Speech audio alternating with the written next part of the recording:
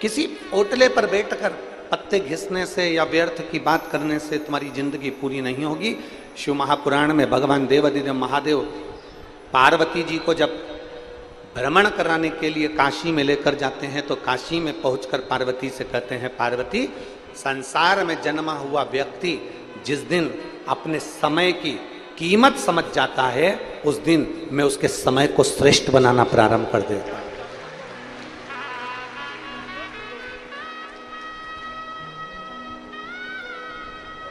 आप समय की कीमत को समझो। जिस दिन आपने समय की कीमत को समझना प्रारंभ कर दिया उस दिन भगवान ने आपका समय श्रेष्ठ करना प्रारंभ कर दिया।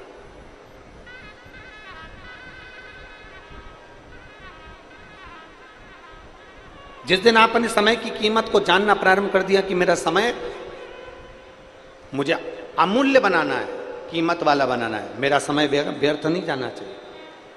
अब यहां पर देखो, अब यहां पर जितने लोग आए हैं ना,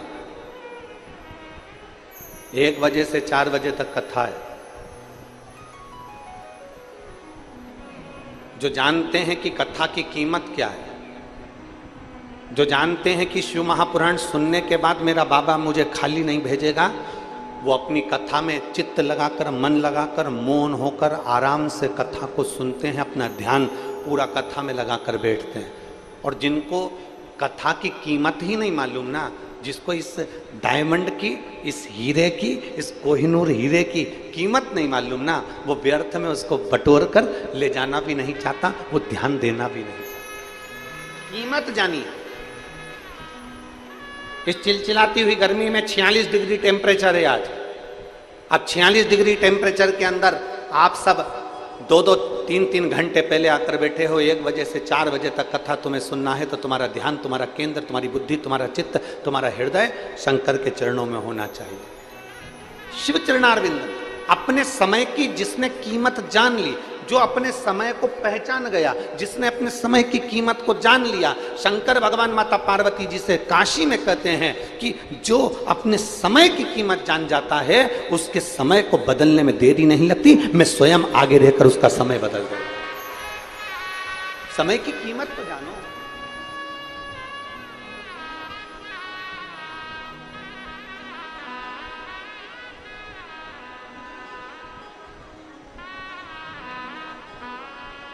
कलयुग में ये कलिकाल चल रहा है। कलयुग में कोई आपको स्वीकार करने को तैयार नहीं होगा। पत्नी ने जो वचन किए, पत्नी ने जो बात करी, पति हो सकता है उसको स्वीकार करे ना करे। पति ने कुछ कहा, पत्नी स्वीकार करे कि नहीं करे मालूम नहीं। भाई ने कुछ कहा, भाई स्वीकार करे कि नहीं मालूम नहीं। बहन स्वीकार करे कि नहीं मालूम नहीं। माता पिता स्वीकार करे मालूम नहीं। अड़ोसी पड़ोसी तुम्हारी बात को स्वीकार करे कि नहीं करे पता नहीं। समाज के लोग आपकी बात को स्वीकार करें ना करें, पर दुनिया के लोग इस कलिकाल में आपकी बात को स्वीकार करें चाहे ना करें, पर इतना पक्का है कि दुनिया के लोग समय निकालकर आपका शिकार जरूर कर लेंगे, पर आपकी बात को स्वीकार नहीं करेंगे। आपका शिकार कर लेंगे। दुनिया के लोग लगे रहेंगे कि मौका मिलना चाहिए कहने के लिए। जैसे ही कोई मौका मिला ना और आप किसी पड़ोसन के दरवाजे पर रोने के लिए गए, आप किसी पड़ोसन के दरवाजे पर अपनी बात कहने के लिए गए कि मैं तो बहुत दुखी चल रही हूँ, मुझे बहुत तकलीफ है, मुझे बहुत कष्ट है, आप अपने पड़ोसी के यहाँ कहने के लिए गए। वो पड़ोसन तुम्हारा शिकार करना चाहती है। वो पड़ोसन एक ना एक जगह जाकर जरूर कहेगी कि पहले तो सेठानी बनकर घूमती थी, अब जगत में रोती फिर रही है। स्वीकार नहीं करेंगे वो आपकी बात को, स्वीकार नहीं करेंगे वो आपके वचन को, वो आपका शिकार करेंगे। इसलिए शिव महापुराण की कथा कहती है, जगत में किसी के आगे मत जाकर रोइए, द्रौपदी से सीख लो। द्रौपदी ने अपने धृतराष्ट्र गांधारी काका ससुर से कहा, मेरा चीर खिंच रहा है। काका ससुर तुम तो बोलो। धृतराष्ट्र कहते हैं मेरी आंखें नहीं है। गांधारी कहती है मेरी आंखों पर पट्टी बंधी है। भीष्म पितामह कहते हैं मैंने दुर्योधन के घर का अन्न खाया है। गुरु द्रोणाचार्य मना कर देते हैं, सारी की सारी सभा मना कर देती है। पांडव तक उठकर द्रौपदी के चीर को नहीं बचाते, तब द्रौपदी को समझ में आ गया कि ये पूरा संसार केवल देखने वाला है और तुम्हारे पर ठिठोली करने वाला है। ये पूरा संसार केवल तुम पर उंगली उठाने वाला है। ये पूरा संसार केवल तुम्हारी खामियां देखने वाला है। ये पूरा संसार तुम्हारी गलतियों को छांटने वाला है। तुम्हारी अच्छाई तुम कितना भी कर लो, अच्छाई थोड़े दिन करोगे लोग भूल जाएंगे, पर बुराई जीवन पर्यंत तक निकालते रहेंगे। द्रौपदी समझ गई ये यहाँ जितनी सभा में बैठे हैं ये कोई मेरा साथ नहीं देंगे। जब द्रौपदी ने जान लिया कि ये सब व्यर्थ है, तब द्रौपदी ने भगवान कृष्ण को पुकारा और मेरा ठाकुर आकर द्रौपदी का चीर बढ़ाकर चला गया। एक दिन आप भी जान जाओगे, नाते रिश्ते कुटुंब कबीले परिवार से सब जितने भी हैं इनको पहचान जाओगे एक दिन। और अंत समय प्रभु वचन दिया तो निभाना पड़ेगा। आए ना आए प्रभु कुटुंब कबीला, अंत समय प्रभु आना पड़ेगा। वचन दिया तो शिव ने जन्म दिया, शिव तक की यात्रा।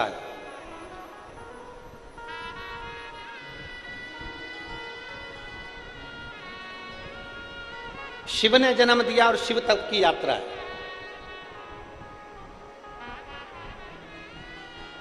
मरने के बाद आखिरी में अभी कहीं पर भी घूम लो फिर लो, पर मरने के बाद आखिरी में तो मेरे शंकर के करीब ही जाना। अंत समय में तो मेरे देवाधिदेव महादेव के नजदीक में ही जाना। अंत समय में तो मेरे शंकर के करीब ही पहुंचना। अंत समय में तो जाना शमशान ही है, पहुंचना उसके पास।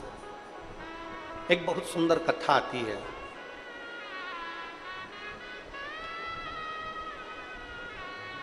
भक्तमाल में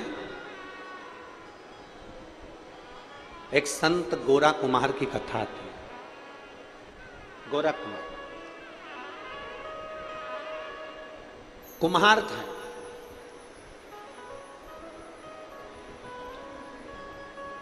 मिट्टी के बर्तन बनाते थे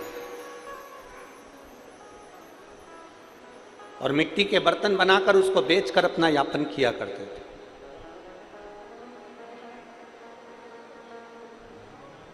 गोरा कुमार, जिनकी माता का नाम रुक्मणी था और पिता का नाम माधव जी था। गोरा कुमार तो पंडरीनाथ, हरिविठल, भगवान विष्णु के भक्त थे, पर इनके जो माता पिता थे रुक्मणी और माधव। गोरा कुमार के जो माता पिता हैं श्री रुक्मणी जी और माधव जी, ये दोनों भगवान शंकर कालेश्वर महादेव का पूजन करते थे। हमने पहले भी कथा में कहा, आज फिर कहते हैं, एक आराधना दिल से आप अगर प्रार्थना कर रहे हो, दिल से आप अगर देवाधिदेव महादेव को जल चढ़ा रहे हो, दिल से आप भगवान शंकर को रिझा रहे हो, तो ये मानकर चलना कि तुम्हारी वो प्रार्थना कभी निष्फल नहीं होगी और तुम्हारा चढ़ाया गया जल कभी खाली नहीं जाएगा, उसका फल मिलेगा। बोल बम का नारा है, सारी समस्या का हल। वो निष्फल नहीं जाता, वो फलित होता है।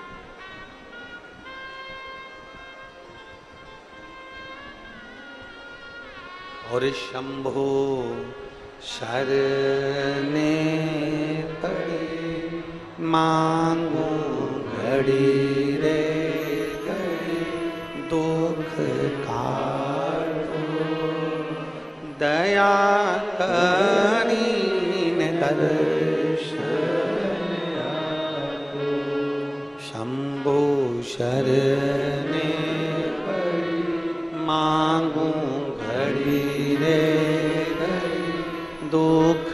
काटो, दया करीने दर्शन आपो।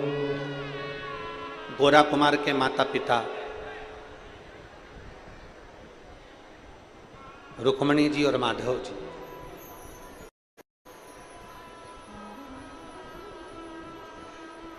कालेश्वर महादेव का पूजन करते हैं।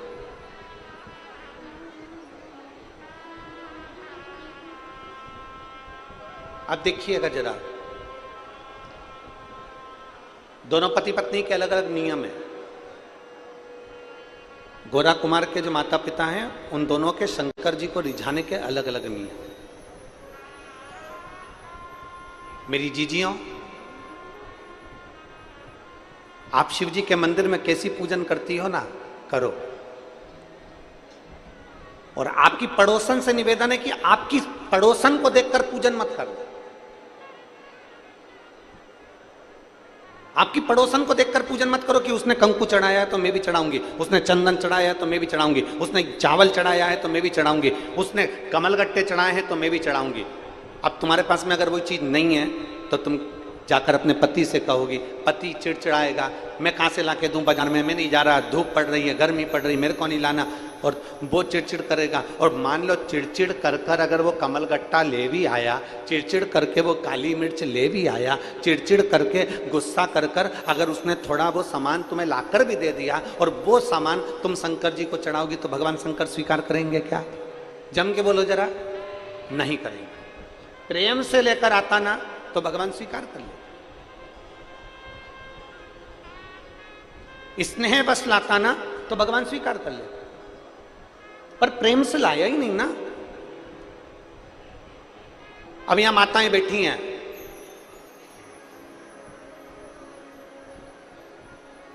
सावन के महीने में हम पार्थिव शिवलिंग का पूजन कराते हैं।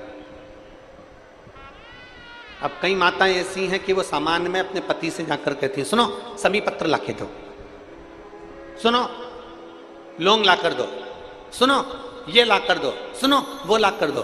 पति गुस्सा कर जाए, पति चिड़चिड़ा हो जाए, बेटे गुस्सा कर जाए, बेटे चिड़चिड़े हो जाए। तो शिव महापुराण की कथा कहती है फिर एक काम करो, अगर कमलगट्टा नहीं है तो चावल का दाना समर्पित कर दो, काली मिर्च नहीं है चावल का दाना समर्पित कर दो, अगर लौंग नहीं है चावल का दाना समर्पित कर दो।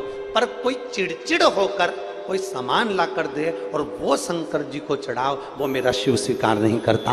प्रेम वश आया हो तो शंकर को, प्रेम वश। एक पत्र है, देखिए, पत्र नहीं प्रश्न है।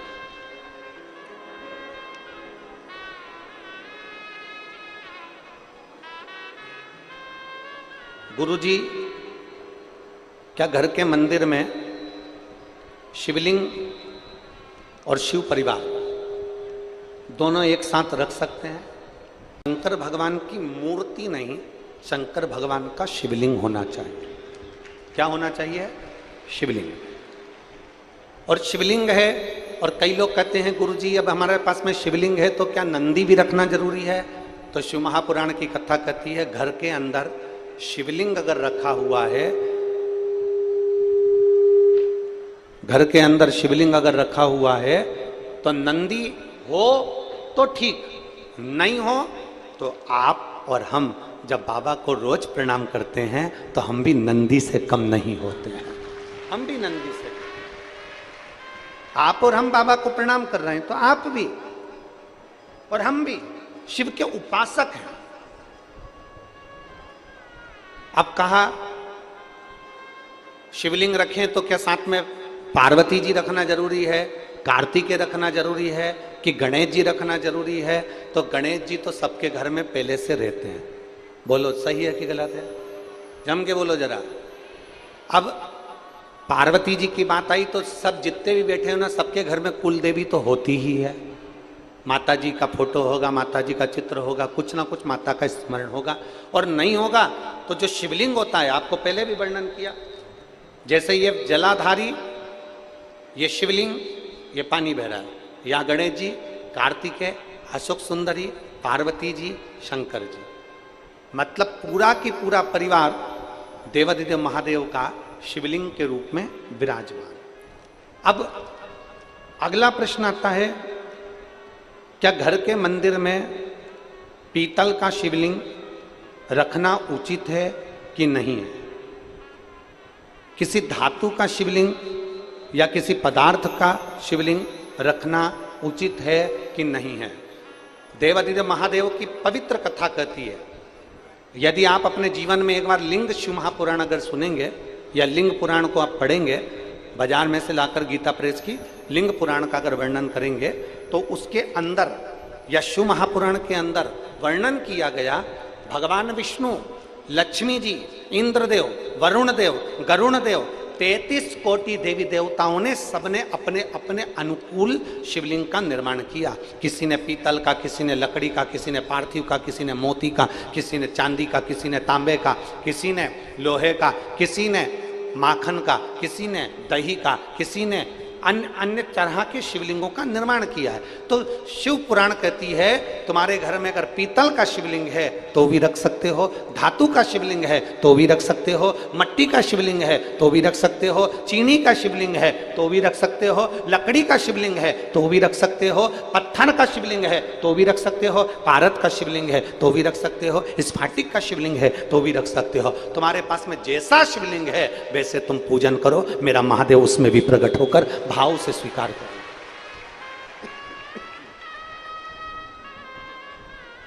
उसमें कोई भेद नहीं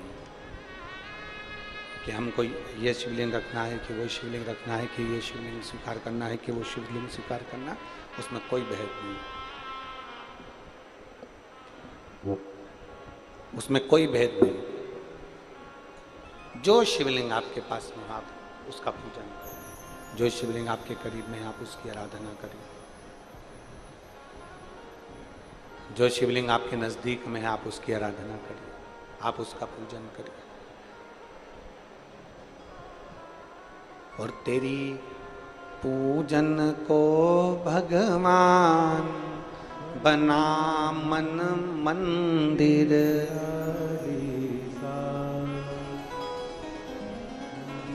मकान बनाने के लिए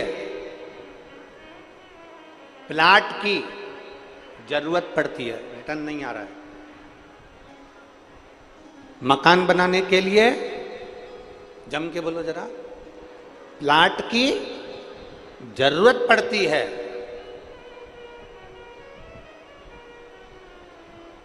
और भगवान को अपने घर में बुलाने के लिए केवल निर्मल मन की जरूरत पड़ती है, अच्छे दिल की जरूरत है। मिल मेरा वो घरदानी प्राप्त हो जाए। निर्मल मन सो मोहि पावा, मोहि छल छिद्र कपट ना भावा।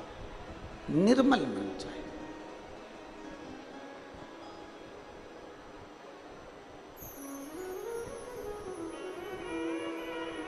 वो कहते ना, कैसे आएंगे प्रभु, कैसे आएंगे प्रभु, अब तक गंदा पड़ा है द्वारा, कैसे आए। मन का मेल नहीं है धोया, कैसे आएंगे भगवान। कैसे मिले? ए मेरी जीजियों, घर की तो झाड़ू लगा रही हो, दरवाजा भी साफ कर रही हो, घर की झाड़ू भी लगा रही हो, घर की झाड़ू भी लगा रही हो, दरवाजा भी साफ कर रही हो, सब कुछ कर रही हो, घर में पोछा भी लगा रही हो, झाड़ू भी लगा रही हो, पोछा भी लगा रही हो, घर भी साफ कर रही हो। पर ईमानदारी से बोलना, मन के अंदर किसी के प्रति बैर भाव रख रही हो, मेरी जेठानी ने ये कर दिया, देवरानी ने ये कर दिया, देवर ने ऐसा कर दिया, सास ने वैसा कर दिया, रिश्तेदारों ने ऐसा कर दिया, अब तुमने झाड़ू तो खूब लगाई, पोछा भी लगाया, तुमने सफाई भी बहुत करी और मन साफ ही नहीं कर पाई, तो ईमानदारी से बोलो भोलेनाथ जी आएंगे? अरे बोलो तो जम के नहीं आए। हृदय तो साफ करो, मन तो साफ करो।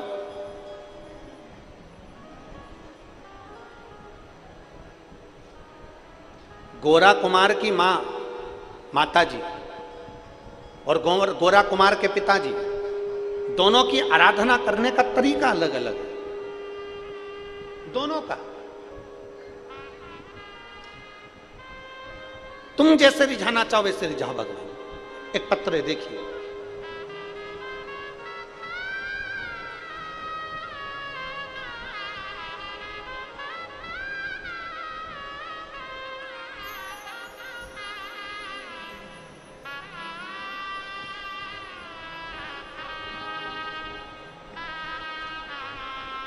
मेरा नाम उमा पवन जी खंडेलवाल है। अच्छा, जजमान परिवार का ही पत्र। हाथ हिला दो एक बार ऐसे। मेरा नाम उमा पवन जी खंडेलवाल है। हम शिव महापुराण के बाबा की कृपा से जजमान भी बने हैं।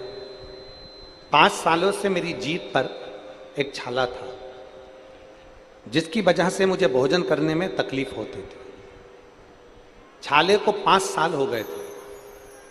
मैंने ये बात अपने घर के किसी भी व्यक्ति को नहीं बताई।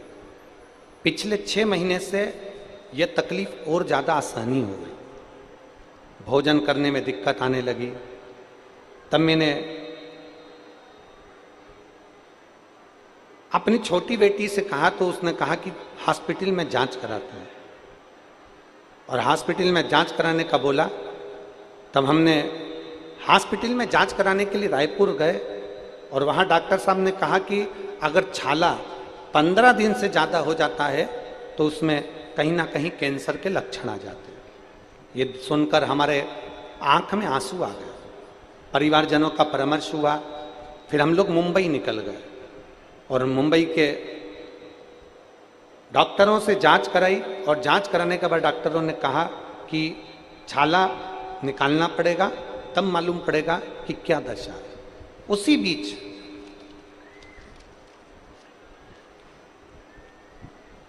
हम विश्वास रखकर सीधे सीहोर चले गए और सीहोर से रुद्राक्ष लेकर आ गए। उस रुद्राक्ष का पानी में गलाते उसका पानी हम पीना चालू कर दिया और बाबा से बोल दिया, बाबा कोई ऐसी बीमारी मत आ जन देना जिससे हमारे जीवन को परेशानी हो। बाबा को प्रणाम कर कर हम ऑपरेशन के लिए उस छाले को निकलवाने के लिए चले गए। और कुंदकेश्वर महादेव का नाम लेकर जल पीकर हम जब गए और छाला जब निकाला गया, निकालने के बाद उसकी जांच हुई, बाबा ने ऐसी कृपा करी कि कैंसर का कोई लक्षण नहीं आया। मेरे बाबा ने मुझे बचाया। आइए एक बेलपत्र ले जाओ। शिव तत्व की प्राप्ति। गुरुजी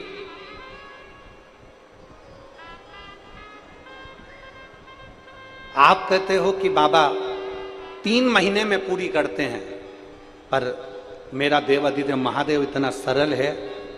आपकी वाणी से जो शब्द निकलते हैं वो बाबा की कृपा से शंकर उसको स्वीकार करता है और बोलता और सुनता भी है। ये शिव तत्व है। हमारी कामना पूर्ण होती ही है। और तेरी कृपा बिना न हिले एक भी अणु, लेते श्वास तेरी कृपा से करो करो। बखान क्या करो मैं लाखों के ढेर का, चुपटी भगोत में खजाना कुबेर का। हे गंगाधार मुक्ति द्वार ओंकार तू, भोले ओंकार तू। आयो शरण की हार शंभु का। स्वीकार कर ले। आप अगर उसके आश्रित हो गए, ये श्रीमती उमा खंडेलवाल जी ने लिखा अपने पत्र में कि डॉक्टरों ने तो कह दिया था कि जांच के बाद ही मालूम पड़ेगा कि स्थिति क्या है, पर यहां बता दिया था कि ऐसा ऐसा लक्षण है। पर हम भी जब कुबरेश्वर धाम गए तो बाबा को बोल कर आए कि अब हमको तुझे संभालना, और तेरे भरोसे मेरी गाड़ी, तू जाने हम उसके आश्रित हो गए ना, हमारा समर्पण उसके प्रति हो गया, हम उसके आश्रित हो गए।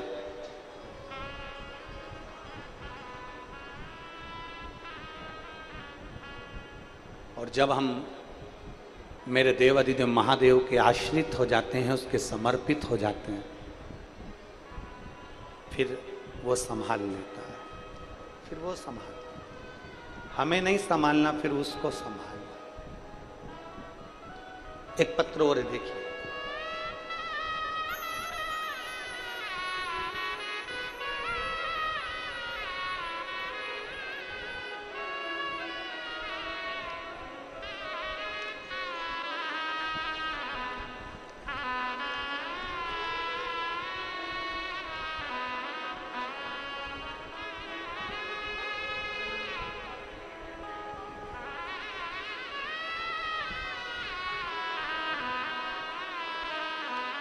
श्रीमती सरला ठाकुर, पलारी, बालोदा बाजार, रायपुर, छत्तीसगढ़। बलोदा बाजार, रायपुर, छत्तीसगढ़। कहीं बैठी हो तो हाथ हिला सकती हैं। श्रीमती सरला ठाकुर, पलारी, बलोदा बाजार, रायपुर, छत्तीसगढ़।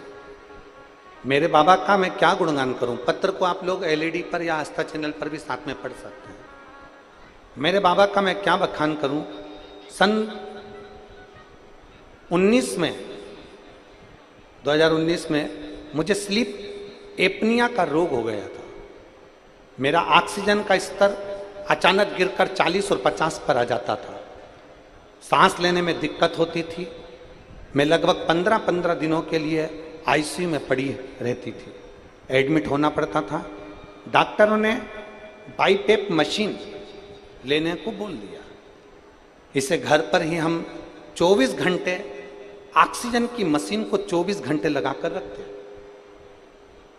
जब 24 घंटे मशीन को लगाकर रखते तो अंदर से चिड़ी भी उत्पन्न होती कि बताओ ये मशीन पे जिंदगी चल रही और ऑक्सीजन 24 घंटे लगा रहता। 3 महीने तक हमने मशीन को लगाकर रखा।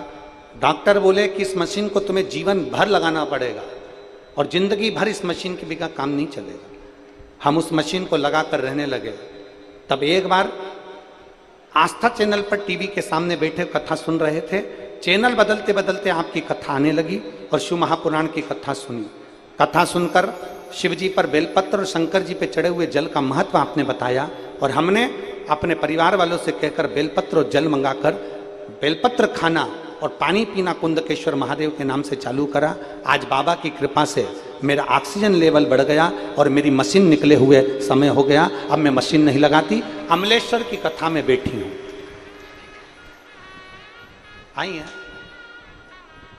हाथ हिलाओ, कहां बैठी हैं? दिख गई। आ जाओ, एक बेलपत्र ले जाना। आ जाओ माँ, एक बेलपत्र ले जाना। आ जाओ। अब मैं बिना मशीन के कथा भी सुन रही हूं और बिना मशीन के अपने घर पर रह रही हूं। ये शिव तत्व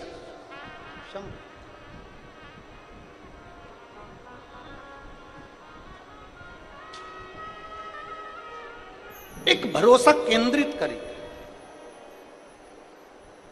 एक विश्वास को बढ़ा लीजिए।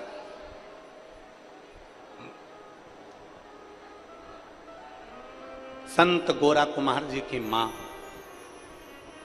माताजी रुक्मणी, संत गोरा कुमार जी के पिता श्री माधव जी, दोनों की शिव भक्ति अलग अलग है। दोनों शंकर भगवान की भक्ति बड़ी अलग से करते हैं। और फिर निवेदन है, देखा देखी में पूजन बिल्कुल मत करो, देखा देखी में आराधना मत करो। देखा देखी में तो काम बिगड़ जाता है।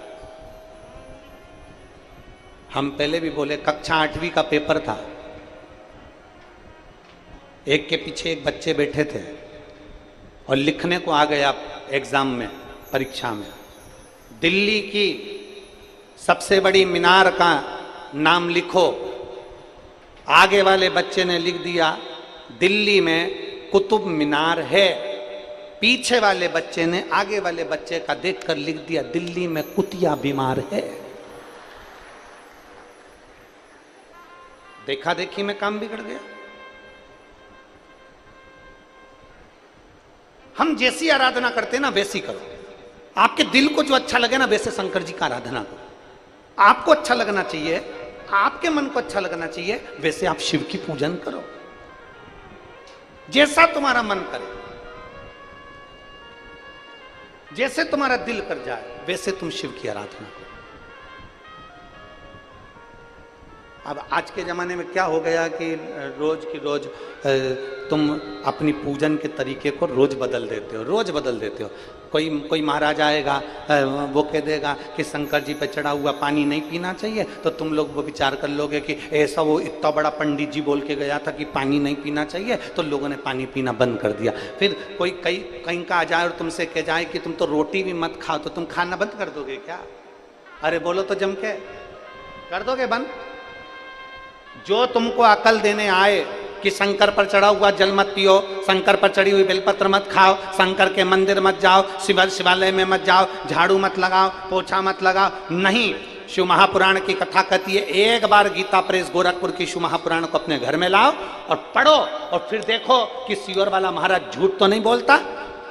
एक बार उसका स्मरण करो, उसको पढ़ो, उसको पढ़ने का प्रयास करो। सत्य को दुनिया के लोग दबाना चाहते हैं, बहुत दबाने का प्रयास करेंगे, अपशब्द कहेंगे, गालियां देंगे, आड़ा टेढ़ा कहेंगे, जो उनसे बन सकता है वो करेंगे सारे, और सत्य को दबाने का प्रयास करेंगे। पर सत्य सत्य रहता है, वो मरते दम तक भी सत्य की सत्य ही रहता है, उसको कोई नकार नहीं सकता।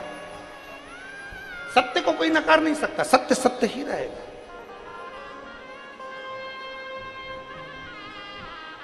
बोल बम का नारा है, सत्य को कौन नकारेगा? आप भजन करो।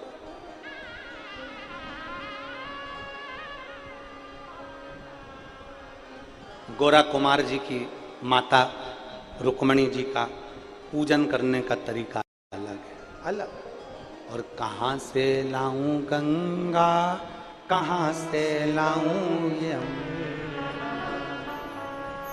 कहां से लाऊं सरयू अपार पड़ी रे, और भोले तेरी सेवा हमसे न बनी रे, ओ भोले तेरी सेवा हमसे न बनी रे। कहां से लाऊं लड्डू, कहां से लाऊं,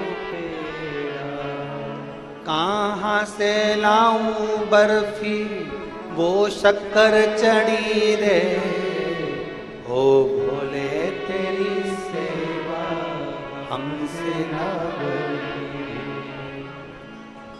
कहां से? कहां से लाऊं चंदा, कहां से लाऊं सूरज, कहां से लाऊं तारे आकाश जड़े रे, ओ भोले तेरी सेवा हमसे ना बनी रे। देखो, सांसारिक भाषा में और परमात्मा के भजन में यही अंतर है। हाँ, अपन भजन में कह रहे हैं कि कहां से लाऊं सूरज, कहां से लाऊं तारे, कहां से लाऊं चंदा, और एक लड़का लड़की के सामने जब बैठता है ना, दोनों की जब आपस में बात होती है तो वो कह देता तेरे लिए चांद तोड़ के लिया।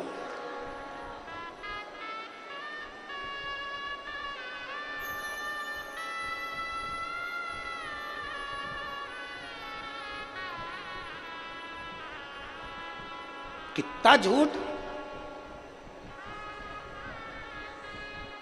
एक लड़का लड़की से कहते था तू बोल, अभी के अभी तेरे लिए तारे तोड़ के ला दो, तारे।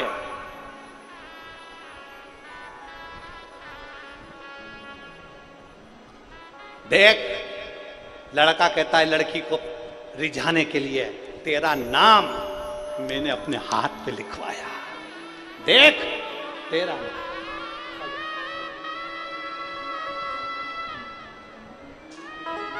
रिझाने वाली बात है।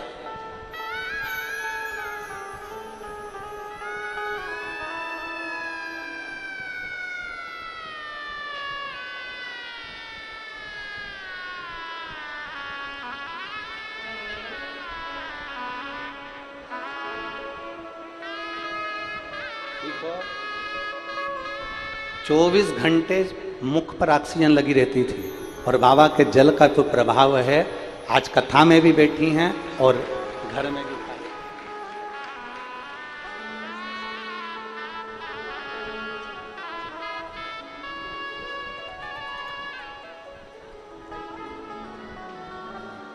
एक विचार करिए,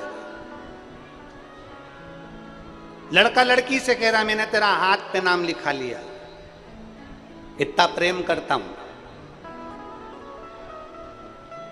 लड़की भी मूर्ख है जो हाथ पे नाम लिखाया और राजी हो गई। लड़की को कहना था पहले प्रॉपर्टी पे नाम लिखा के बता,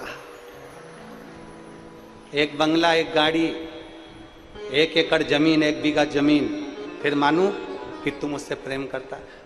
भटकता फिरेगा, मोटरसाइकिल में डलवाने के लिए 100 रुपए भी नहीं है, प्रॉपर्टी के खाक लिखेगा। विचार करिए जरा। एक शिव का भक्त कह रहा है कहां से लाऊं चंदा, बोलो बोलो, कहां से लाऊं सूरज, कहां से लाऊं तारे, आकाश जड़े रे, और भोले तेरी सेवा हमसे ना बनी, ओ भोले तेरी सेवा हमसे ना बनी। ना हम चांद ला सकते हैं, ना हम सूरज ला सकते हैं, ना हम तारे ला सकते हैं। हमारे पास कुछ भी नहीं है भोलेनाथ। ना मेरे पास में गाड़ी है, ना बंगला, ना जमीन, ना जायदाद। भोलेनाथ, केवल आपने जो जन्म दिया है पृथ्वी पर, ये शरीर, ये वाणी, ये नयन, ये श्रवण, ये चरण, ये हस्त, ये जिह्वा आपको समर्पित है। और बाबा, मेरे पास देने के लिए कुछ भी नहीं है, पर इतना विश्वास जरूर है कि मेरा बाबा मेरे दिल में रहता है, तो ये दिल हल्का पुल्का नहीं, करोड़ों की प्रॉपर्टी है,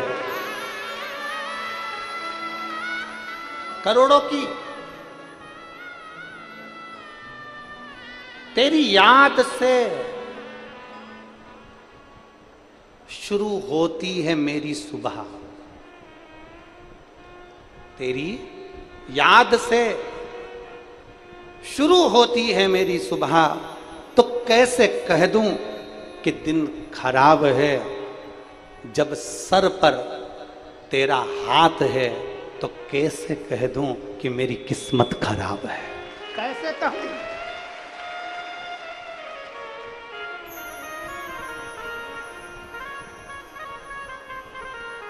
कैसे कहूं?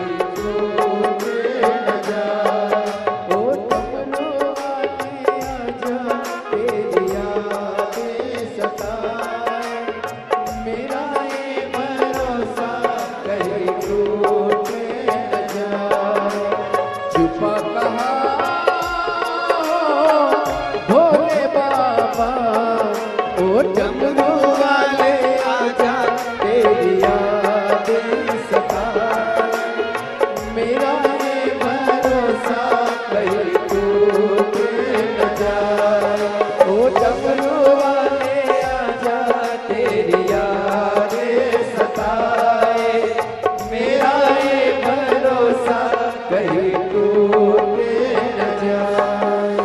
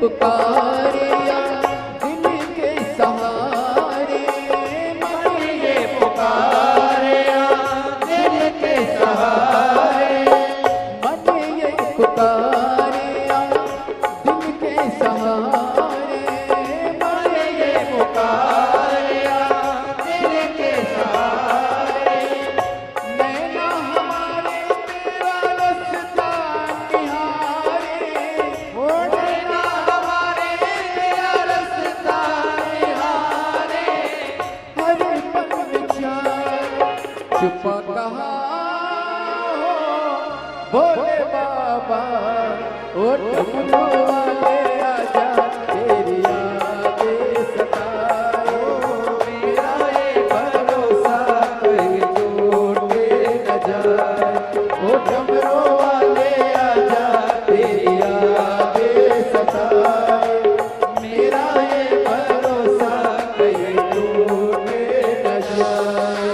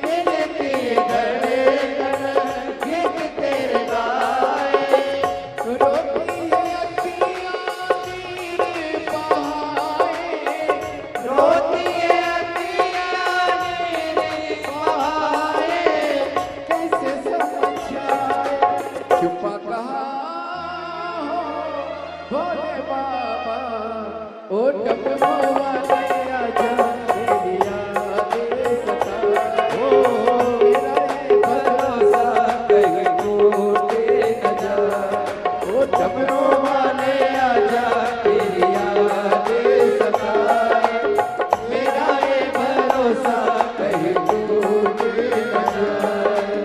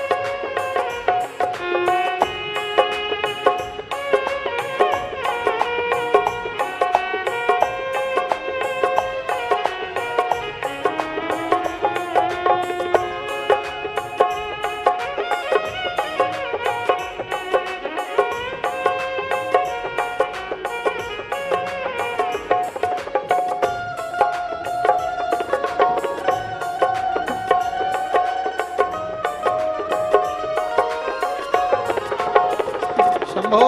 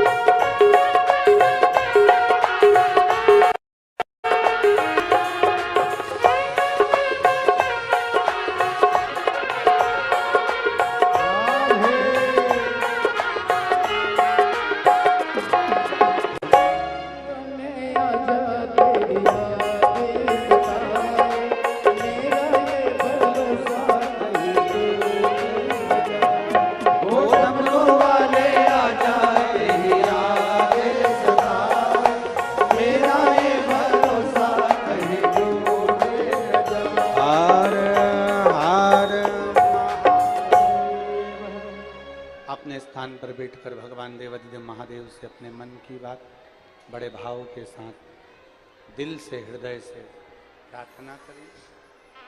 जहाँ जगह मिले वहाँ बैठकर भगवान से भाव से विनय करें, निवेदन करें, बाबा को बोलें। जहाँ जगह मिले वहाँ बैठकर बड़े भाव से प्रार्थना करिए।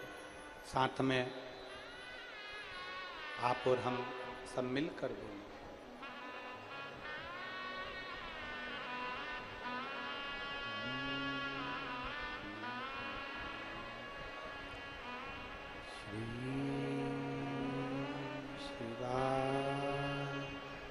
नमस्तु श्री शिवाय नमस्तु श्री शिवाय नमस्तु श्री शिवाय नमस्तु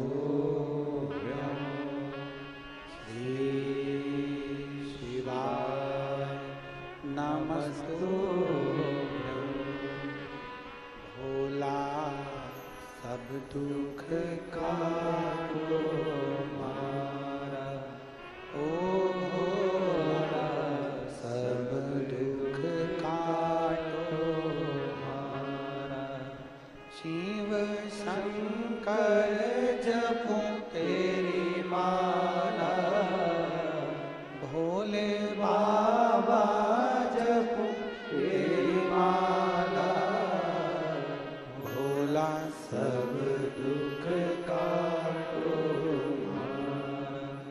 ओ भोला, सब दुख काटो वेश है मंगल मंगलकारी, वेश है मंगल मंगलकारी, शमशान वासी हमारा, शमशान वासी हमारा, ओ भोला सब दुख काटो हमारा, ओ भोला सब दुख काटो हमारा। भगवान शिव की कथा कर रही है, देवादिदेव महादेव का चरित्र कह रहा है, भगवान देवादिदेव महादेव का संवाद कर रहा है। संत गोरा कुमार जी की माँ और पिता दोनों का पूजन करने का तरीका अलग है, भगवान को रिझाने का तरीका अलग है, दोनों का। गोरा कुमार की, संत श्री गोरा कुमार जी की माता जी रुक्मणी जी शंकर जी के मंदिर में केवल दीप सेवा करती थी, केवल दीप।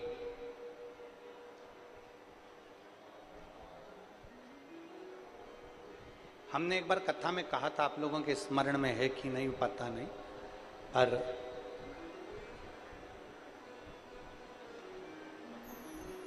यदि आपने सुना होगा तो आपको याद आएगा कि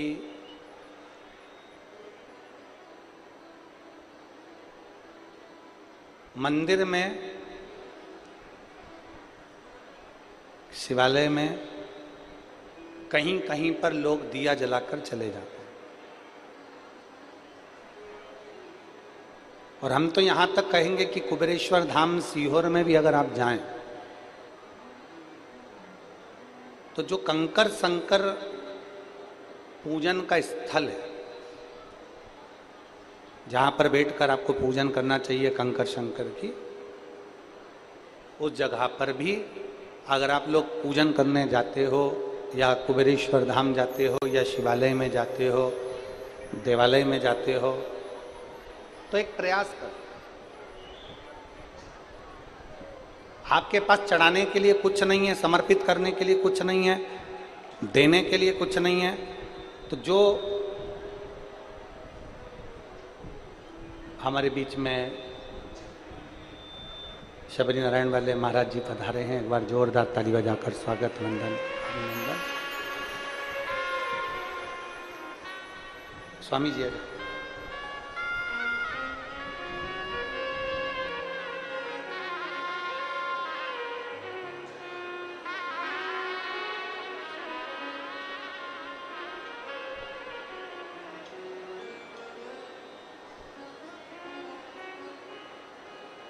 यदि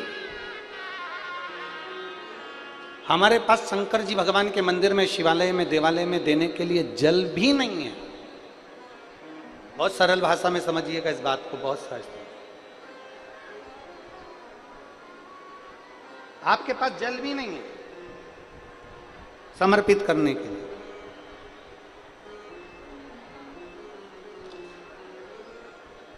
तो एक काम करिए, वहां पर जो दिए ठंडे हो गए, जिनमें ज्योति नहीं है, जिसकी ज्योति विसर्जन हो गई हो, केवल दीप,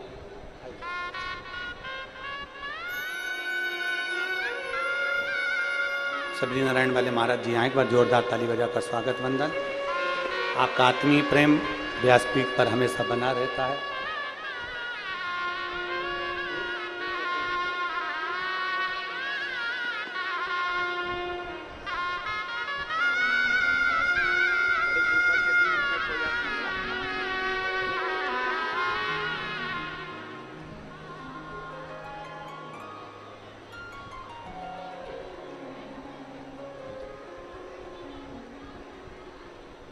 मान लो जल भी नहीं है अपने पास में, मान लो कोई सामग्री अपने पास में शिव जी को समर्पित करने की नहीं, मान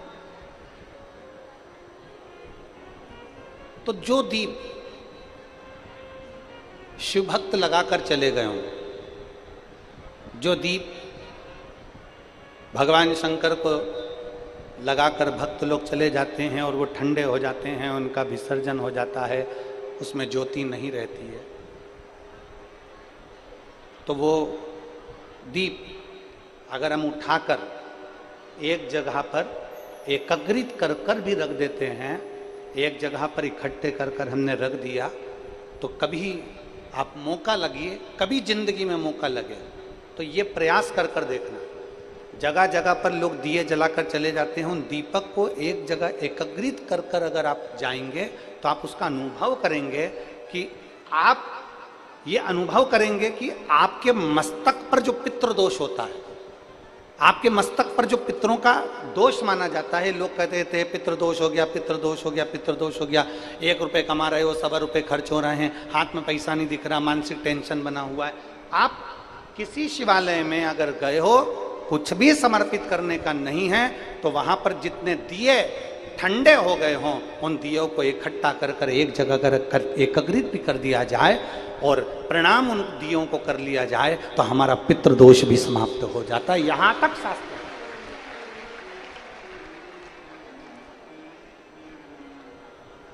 कहां से लाऊं गंगा, कहां से लाऊं जमुना, नहीं है हमारे पास कुछ भी।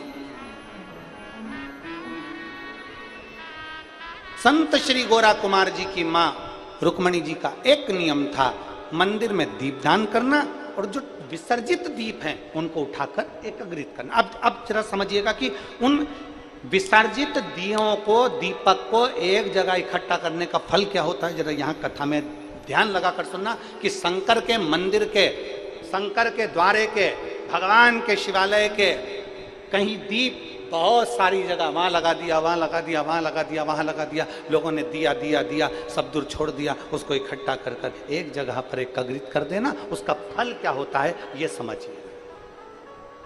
अब रुक्मणी जी का नियम, संत श्री गोरा कुमार जी की माता जी का नियम, वो दीप इकट्ठी कर दे। और संत श्री गोरा कुमार जी के पिताजी का नियम था मंदिर में सफाई करना, शिव जी का अभिषेक पूजन करना, और शंकर जी के ऊपर जो जलाधारी लगती है, जलाधारी किस किसने देखी है, हाथ उठाओ जरा, देखिए। जैसे ये शिवलिंग है, शिवलिंग के ऊपर एक जलाधारी लगी होती है जिसमें से बूंद बूंद पानी नीचे गिरता है, उसमें से जल नीचे गिरता रहता है। अब कई लोग मंदिर की सफाई करते हैं, झाड़ू लगाते हैं, पोछा लगाते हैं, शिवलिंग को धो देते हैं, जलाधारी को धो देते हैं, पर जो ऊपर जो जलाधारी लगी रहती है, जया, विषहरा, शामली बारी, दौतली, देव, ये जो जलाधारी ऊपर जो लगी हुई है, जिसमें से एक एक बूंद पानी नीचे गिर रहा है, कभी अगर मौका मिल जाए, कभी मौका मिल जाए और एकांत में कहीं का शिवलिंग मिल जाए और तुम्हें अगर मौका मिल जाए तो एक बार अपने घर से जल उतनी मात्रा में लेके जाओ जितना उस जलाधारी में पूरा भरा जाए, और जलाधारी का पानी ऊपर से भी झलके और नीचे से भी निकल जाए। कभी अगर मौका लग जाए तुम्हारे जीवन में और कहीं तुम्हारे घर के पास में कोई शिवलिंग हो, तुम्हारे घर के पास में कोई शिवालय हो, मंदिर की साफ सफाई आपने कर दी, झाड़ू बुआरी कर दी, उसके बाद में मंदिर में शिवलिंग को आपने अच्छा साफ कर कर स्नान पूजन करा दिया, उसके बाद जलाधारी में जब जल भरो तो उसको साफ कर कर जब उसको भरा जाता है, उसके भरने का फल क्या होता है, ये शिव महापुराण की कथा। जलाधार, अब यहाँ शास्त्र कर रहा है, शिव महापुराण वर्णन कर रही है। संत गोरा कुमार जी के पिताजी, संत गोरा कुमार जी के पिताजी जलाधारी की सेवा में रहते हैं। जलाधारी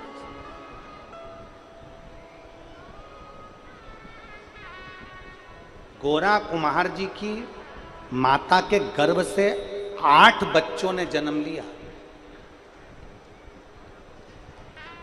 एक बच्चे ने जन्म लिया, वो मर गया। दूसरे बच्चे ने जन्म लिया, वो मर गया। तीसरे बच्चे ने जन्म लिया, वो मर गया। ऐसे 8 बच्चे माता रुक्मणी जी और माधव जी के चले गए। 8 बच्चे।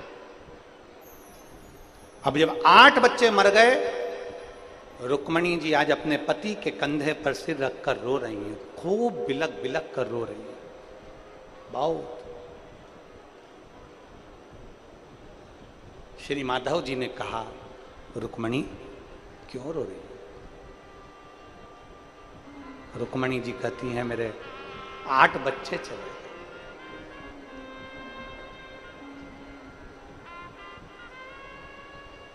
गोरा कुमार जी की माता रुक्मणी जी कह रही हैं, मेरे 8 बच्चे चले। 8 बच्चे चले। अपन कालेश्वर महादेव का पूजन करते हैं, अपन कालेश्वर महादेव की आराधना करते हैं, अर्चना करते हैं, पूजन करते हैं, और उसके बाद भी अपने 8 बच्चे चले गए। अपने 8 बच्चे मर गए। माधव जी ने कहा, रुक्मणी, शंकर जी का भक्त कभी हारता नहीं है। बोल बम का नारा है, बाबा एक सहारा है। शिव का भक्त कभी हारता नहीं है रुक्मणी, और तुम हार रही हो। 8 बच्चे मर गए ना, उसको पसंद नहीं होंगे, ले लिए होंगे। हमारे पूर्व के कर्म के कारण हमको भोगना पड़ता है। हमारे पूर्व के कर्म के कारण हम भोग रहे हैं। क्यों रोती है? रोती रोती रुक्मणी भगवान शंकर के मंदिर में, कालेश्वर महादेव के मंदिर में पहुंच गई। कालेश्वर महादेव के मंदिर में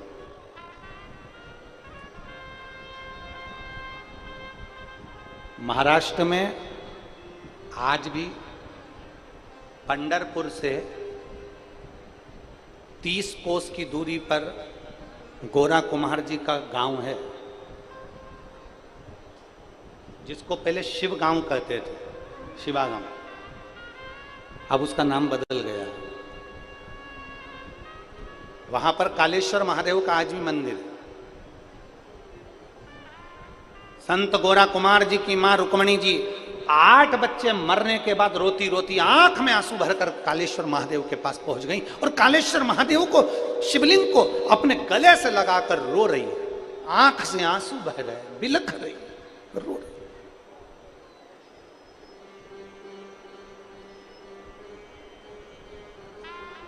नैनों से जल बह रहा है, रो रही।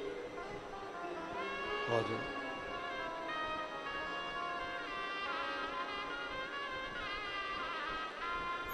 4 तरह के आंसू होते हैं। कितनी तरह के? जम के बोलो जरा, जम के। 4 तरह के आंसू होते हैं। पहले नंबर पर विडंबना का आंसू। विडंबना का आंसू कैसा होता है? 4 लड़के गंगा जी नहाने गए, खूब मस्ती में नहाए, लौट के आए। अब उन्होंने विचार करा, जरा गिनती लगा लो, 4 ही आ गए कि नहीं आए। गिनती लगाई, 1 2 3। रोने लगा, अरे एक तो रहेगी गंगा में। दूसरे ने पूछा क्या हुआ? गिनती में 3 ही आ रहा है। उसने कहा मैं गिनता हूं, 1 2 3। वो भी रोने लगा, अरे बेचारा एक तो गंगा जी में रह गया। इसको विडंबना का आंसू कहते हैं, कि जो अपने आप को नहीं गिन पा रहा, जो अपने आप को पहचान नहीं पा रहा, इसको विडंबना का आंसू कहते हैं। एक आंसू होता है विडंबना का, दूसरा आंसू होता है वेदना का। वेदना का आंसू किसको कहते हैं?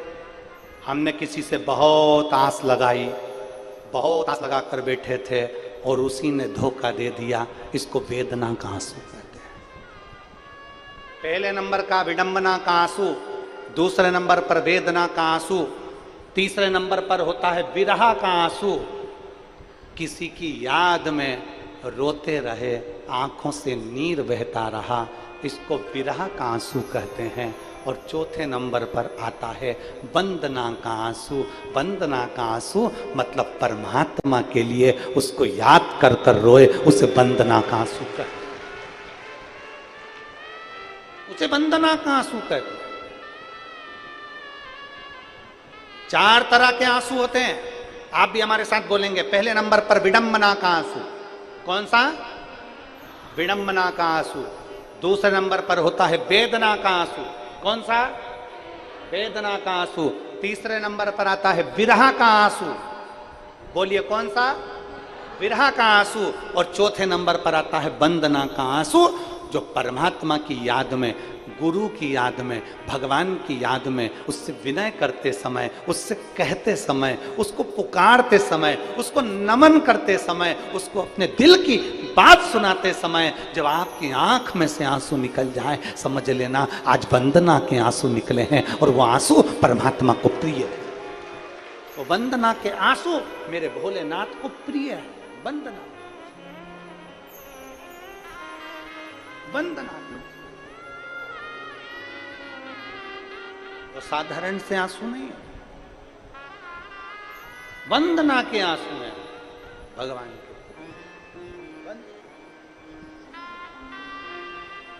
अब माता रुक्मणी शिवजी के मंदिर में जाकर रो रही हैं। वो कौन सा आंसू है? 4 आंसू में से वो कौन सा आंसू है? बोलो जम के, जम के बोलो जरा, कौन सा आंसू है? वंदना का आंसू। गले लग गई, शिवलिंग को अपने हृदय से लगा लिया, हृदय से, हृदय से।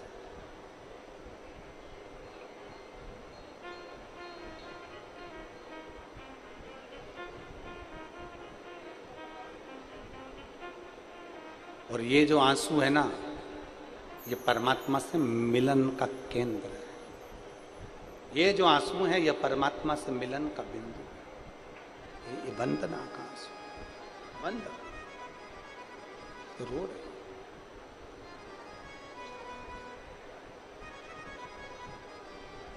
जैसे रुक्मणी जी, जैसे द्रौपदी जी रोई थी ना, ओ मेरी सुमन भींगे साड़ी, आ जाओ कृष्ण मुरारी, मेरी सुमन भींगे साड़ी, आ जाओ कृष्ण मुरारी। क्या भूल गए गिरधारी, जब उंगली कटी तुम्हारी। क्या भूल गए गिरधारी, जब उंगली कटी तुम्हारी। मेरी असुवन भींगे साड़ी, आ जाओ कृष्ण मुरारी। मेरी असुवन भींगे साड़ी। नैनों से नीर बह रहा है, अश्रु बह रहा है। विडंबना, वेदना, विरह और वंदना, 4 आंसुओं में से आज जो आंसू बह रहा है, गोरा कुमार जी की माता के आंख से आज जो आंसू बह रहा है, वो वंदना का आंसू, वो निवेदन का आंसू, भगवान को पुकारने का आंसू। कई कई बार माताएं आती हैं ना, और माताएं आती हैं तो उनकी आंख में आंसू भर आते हैं। हम उनको देखते हैं तो लगता है कि केवल व्यासपीठ तक पहुंची, केवल व्यासपीठ तक पहुंची तो इनकी आंख में आंसू आ गए वंदना के। जिस दिन मेरे भोलेनाथ के करीब पहुंच जाएंगे उस दिन आंख में से झरझर नीर बहेगा, झरझर। क्योंकि वंदना का जो अश्रु होता है वो होता ही ऐसा, वंदना का अश्रु ऐसा ही होता है। रो पड़ी रुक्मणी, और रुक्मणी जी रोई और आंख में से आंसू। उनके पति आ गए माधव। माधव जी ने कहा, रुक्मणी तुम रो रही हो शंकर जी से गले लगकर? तुम्हें क्या कालेश्वर पर भरोसा नहीं है? तुम्हें महाकालेश्वर पर भरोसा नहीं है? क्या कालेश्वर महादेव पर भरोसा नहीं है?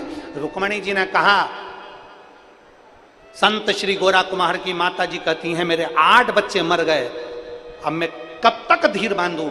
इतनी देर में तो तुरंत उस शिवलिंग में से मेरा देव अधिदेव महादेव प्रकट हो गया।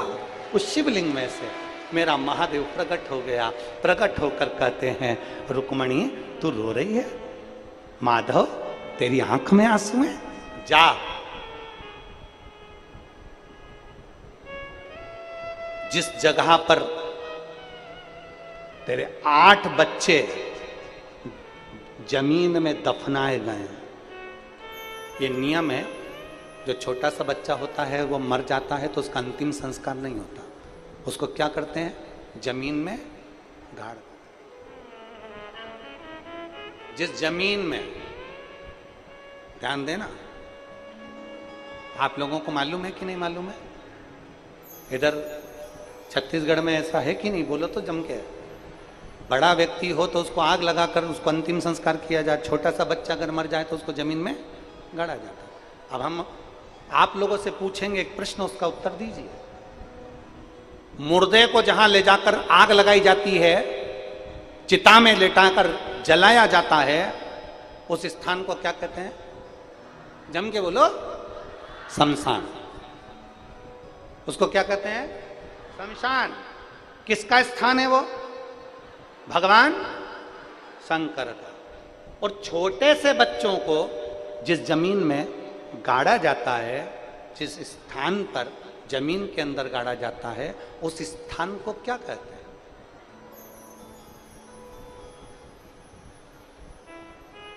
अरे बोलो ना जल्दी से, क्या कहते हैं उसको? उसको शमशान कहेंगे क्या? उस भूमि को क्या कहते हैं? जहां मुर्दे को आग लगाई जाती है, जहां चिता पर लिटाकर उसको जलाया जाता है, उसको शमशान कहा जाता है। वो शंकर का धाम होता है। जहां छोटा बच्चा दफनाया जाता है, जहां छोटे बच्चे को गाड़ा जाता है, अगर वो मर गया, छोटे बच्चे को जहां दफनाया जाता है, उस स्थान को गौरी कहते हैं। क्या कहते हैं? गौरी। उस स्थान का नाम होता है गौरी। मतलब ये मेरी माता पार्वती जी की गोद है जिसमें बच्चे गोद में सो रहे हैं, उसको गौरी कहा जाता है।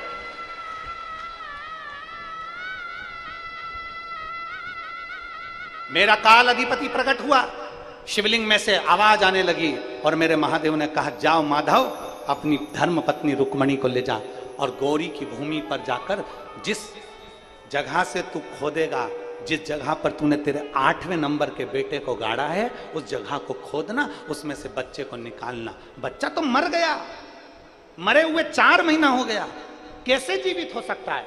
माधव की आंख में आंसू, भोलेनाथ वो तो मर चुका है। शंकर भगवान कहते हैं तू उस बच्चे को निकाल तो जाकर। 4 महीने पहला मरा हुआ बच्चा जब जमीन में से खोदा गया, मिट्टी को हटाया गया, मिट्टी को हटाकर बच्चे को जब निकाला गया, निकालते से ही शंकर पार्वती जी सम्मुख में आए और पार्वती ने कहा, ये मेरी गोद है इसलिए इसको गौरी कहा जाता है, मैंने इस बालक को प्राण दे दिए हैं।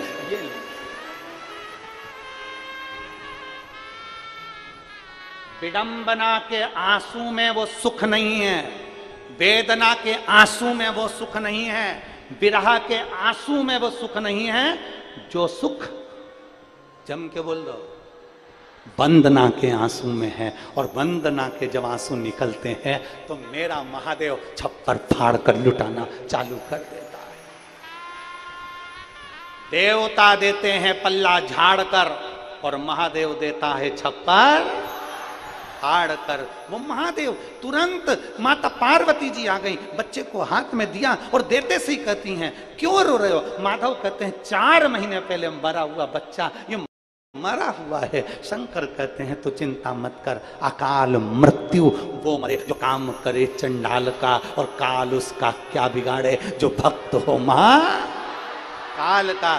शंकर भगवान ने बच्चे को तुरंत गोदी में लिया और गोदी में लेते ही मेरे शंकर भगवान ने उसके कानों में मंत्र प्रदान कर दिया। मंत्र देते से बच्चा किलकारी कर कर रोना प्रारंभ करा। जो रोया रुक्मणी जी ने गोदी में ले लिया, मेरा बेटा जिंदा हो गया, मेरा बेटा जिंदा हो गया। अब बेटा जिंदा हो गया, गौरी की भूमि से उत्पन्न हुआ, इसलिए इसका नाम गोरा कुम्हार होगा। कुम्हार का लड़का है तो गोरा कुम्हार कहलाएगा। यह साधारण बालक नहीं है, भगवान की अविरल भक्ति में डूबने वाला, भगवान का भजन करने वाला, ये वो गोरा कुमार हुआ जिसके विवाह हो गया था और भगवान नारायण की भक्ति में ऐसा डूब गया था कि अपना बच्चा भी मिट्टी में सन गया, मर गया, रोता रहा, बिलखता रहा। और भगवान के दरवाजे पर पहुंचने से पहले जिसने अपने हाथ तक काट कर दे दिए थे, और भगवान नारायण ने इस गोरा कुमार को फिर वापिस हाथ दिए और इसका बच्चा जीवित करा था, ये वो गोरा कुमार हुआ। शंकर की आराधना से, शिव की उपासना से, शंकर की भक्ति से, शंकर की आराधना से व्यक्ति को लगता है कि हमको कुछ मिलेगा कि नहीं मिलेगा, पर शंकर को चढ़ाया गया 1 लोटा जल हमारा बदलता है कल। ये निश्चित है हमें प्राप्त कुछ ना कुछ जरूर हो, निश्चित।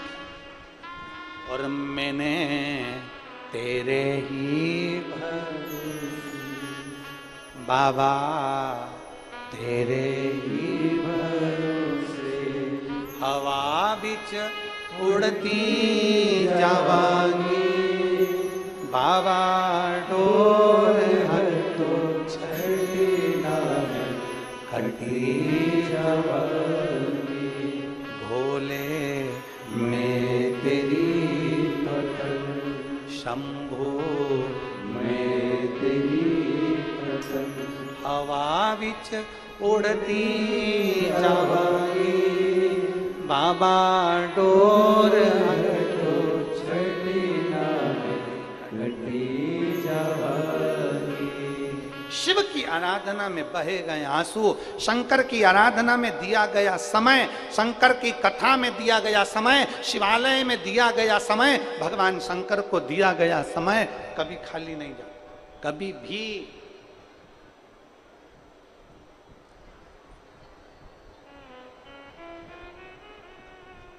आप अच्छा करते रहो, दुनिया के लोग अपशब्द कहते रहेंगे। आपका काम है जगाने का, जगाते रहो, दुनिया के लोग अपशब्द कहते रहेंगे, ताना देते रहेंगे, गाली देते रहेंगे, हरा तेड़ा बोलते रहेंगे। आप अपना फर्ज अदा करो, आप अपना कर्म करते रहो। एक व्यक्ति ने मुर्गे से पूछा, अच्छा कई लोग हमसे कहते हैं गुरुजी मुर्गा भी बोलता है, हमने कहा। एक व्यक्ति ने मुर्गे से पूछा दुनिया के लोग तुझे जीने क्यों नहीं देते? व्यक्ति मुर्गे से कह रहा है दुनिया के लोग तुझे जीने क्यों नहीं देते? बड़ा हुआ और काट देते हैं। दुनिया के लोग तुझे जीने क्यों नहीं देते? तुझे काट देते हैं। दुनिया के लोग तुझे जीने क्यों नहीं देते? काट कर खा जाते हैं। व्यक्ति ने मुर्गे से पूछा तो मुर्गे ने जवाब दिया, भैया केवल एक कारण है, लोग मुझे इसलिए काट देते हैं क्योंकि मैं सुबह से लोगों को जगाने का काम करता हूं, और दुनिया में जो जगाने का काम करेगा दुनिया उसको काटने का काम करेगी।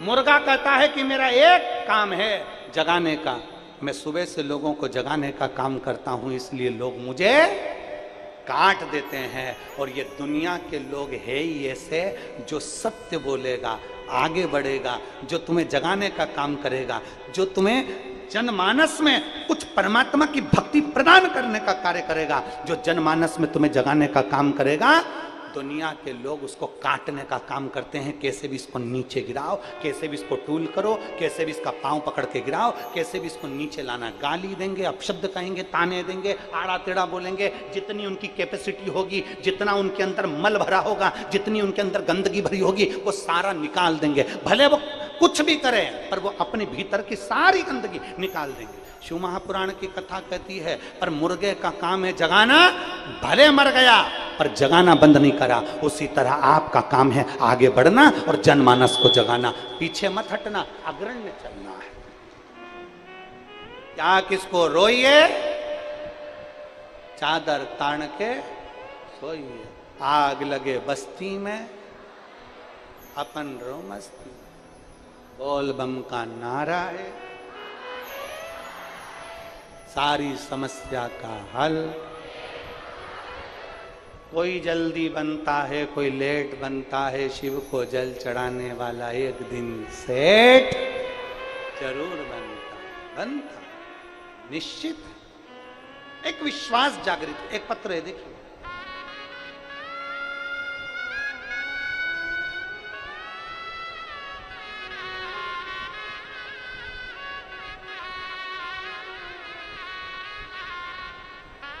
मैं सीमा साहू, पति श्री गणेश साहू, सोनारी जमशेदपुर टाटा नगर से आई हूँ। मेरा मोबाइल नंबर ये है, कहीं बैठी हो तो हाथ हिला सकती हूँ। अगर कहीं बैठी हो, सीमा साहू, पति श्री गणेश साहू, सोनारी जमशेदपुर टाटा नगर से।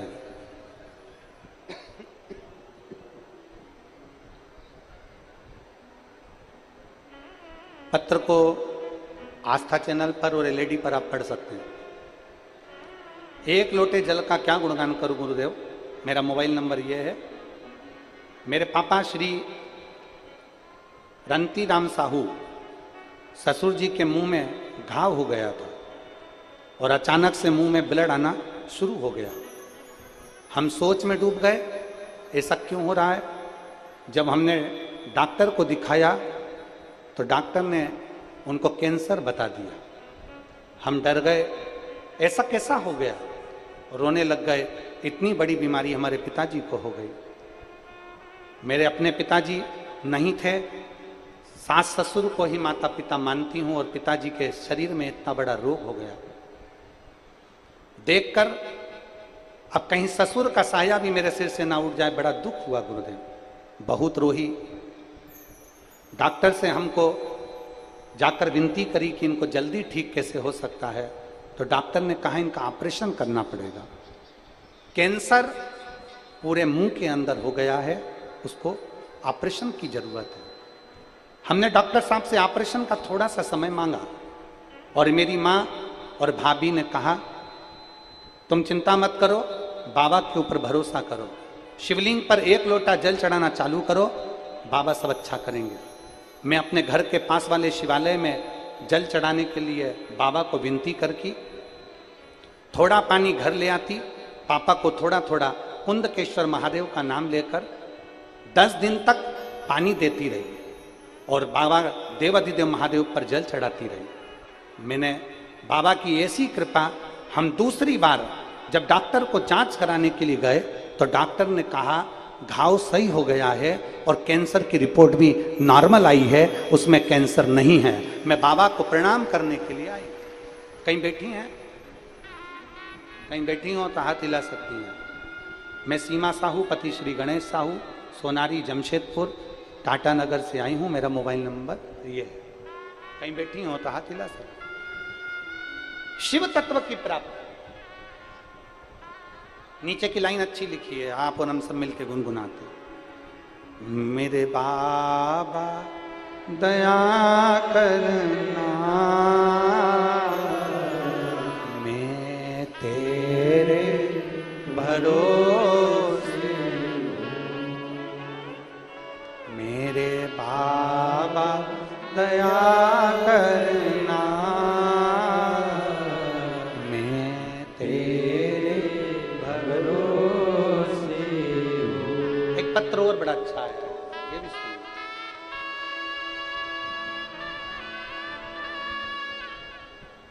मैं ममता निषाद, पति देवेंद्र कुमार निषाद, ग्राम बोरतरा, जिला बेमेत्रा से हूँ। कहीं बैठी हो तो हाथ हिला सकती है। अगर कहीं बैठी हो तो तो हाथ हिला सकती हैं। मैं ममता निषाद, पति शैलेंद्र कुमार निषाद, ग्राम बोरतरा, जिला बेमत्रा से हूँ। शिव महिमा का मैं क्या बखान करूं गुरुदेव, बाबा ने तो मेरी किस्मत ही बदल दी। 2019 से सरकारी नौकरी के लिए प्रयास कर रही थी। कई जगह मैंने पंडितों को हाथ भी दिखाया तो उन्होंने कहा तुम्हारे भाग्य में सरकारी नौकरी नहीं है। मैं हार मान गई और गुरुदेव तभी मेरी माँ ने कहा कि तू पशुपतिनाथ का व्रत कर देख। हम गुरु जी की कथा सुनते हैं, वो बोलते हैं शंकर भाग्य पलट देता है, तू भगवान शिव की आराधना कर। हमने पशुपतिनाथ व्रत करना प्रारंभ किया। अक्टूबर 2023 में आपकी कथा कोडिया में हुई। मैं पहली बार कथा सुनने आई और परीक्षा भी दी मैंने, और बाबा की ऐसी कृपा हुई गुरुदेव, बाबा तो बाबा है। केवल मेरी ही नहीं, मेरे पति की भी नौकरी मेरे बाबा ने सरकारी लगा दी। हम दोनों पति पत्नी आज सरकारी नौकरी में हैं और बाबा को यहाँ धन्यवाद देने के लिए आए। शिव तत्व है।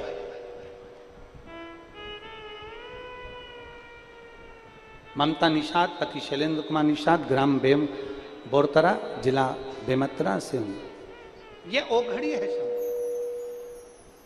मेरे बाबा दया करना, मैं तेरे भरोसे ना घर के भरोसे ना परिवार के भरोसे हो, ना घर के भरोसे हो, ना परिवार के भरोसे हो। मेरे बाबा दया करना,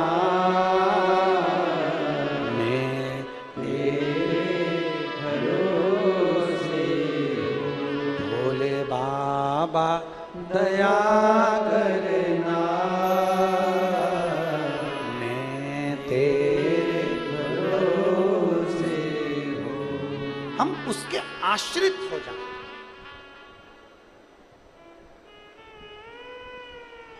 एक मरे हुए बच्चे को जिंदा करने की सामर्थ्यता भी उसकी है। एक मुर्दे में प्राण देने की सामर्थ्यता भी उसकी है। वो साधारण नहीं है। कालों का काल महा काल, साधारण नहीं है। छोटे छोटे दीपक लोग लगाकर चले गए।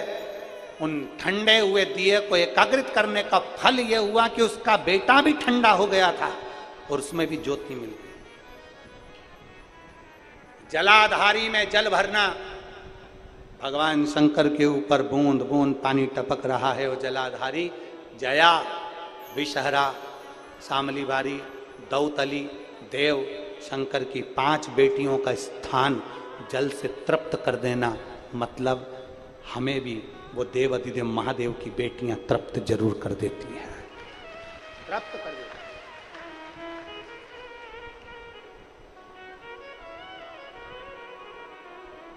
आराधना का फल खाली नहीं जाता।